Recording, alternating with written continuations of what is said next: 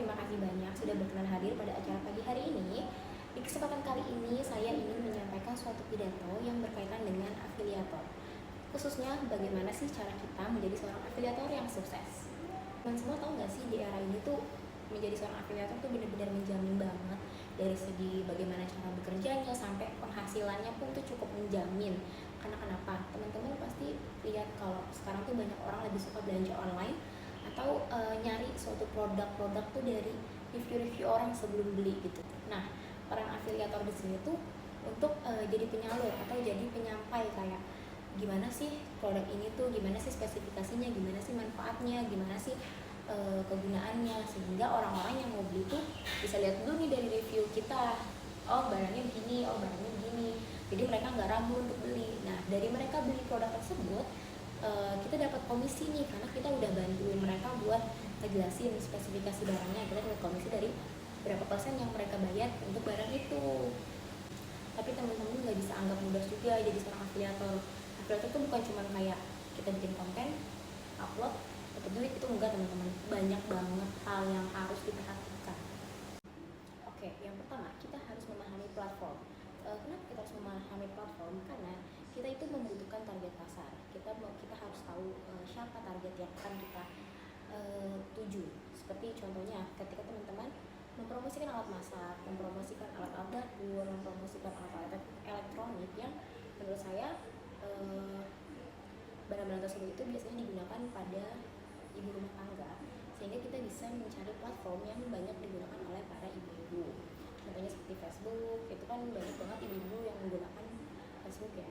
Atau kita bisa pakai status WhatsApp, karena kebanyakan ibu-ibu itu masih menggunakan WhatsApp. Kalau misalnya anak muda nih, biasanya kita udah pakainya kayak Instagram, TikTok gitu-gitu kan. Cuman kalau ibu-ibu tuh biasanya banget Facebook. Jadi ketika kita mempromosikan sesuatu, usahakan kita tahu siapa target pasar kita. Poin kedua adalah bagaimana cara kita membuat konten. Ini juga penting banget untuk diperhatiin ya teman-teman. Kenapa? Karena orang itu biasanya cepet banget bosan ketika nonton video, apalagi kalau videonya tuh panjang dan bertele-tele, sehingga kita mungkin sebaiknya membuat video singkat namun pesannya tuh langsung tersampaikan gitu. Nah, di poin ketiga ini adalah suatu hal yang menurut saya harus banget dipunyai sama teman-teman afiliator baru maupun teman-teman afiliator lama, yaitu adalah sabar, tekun, dan terus berkembang. Kenapa? Karena menurut saya ya, menjadi seorang afiliator itu nggak gampang kayak teman-teman balikin telapak tangan gitu. Kita tuh harus punya kesabaran berlebih, karena kayak naik turun followers, naik turun views yang kita dapat, atau bahkan naik turun pendapatan kita. Mungkin saya pribadi pun belum bisa dibilang afiliator yang sukses, karena saya merasa bahwa saat ini pun saya masih terus belajar, saya masih terus mengembangkan ide-ide konten-konten saya masih terus mencari apa yang harus saya promosikan, saya masih terus mencari target-target atau platform-platform yang bisa menjamin penghasilan saya ke depannya gitu.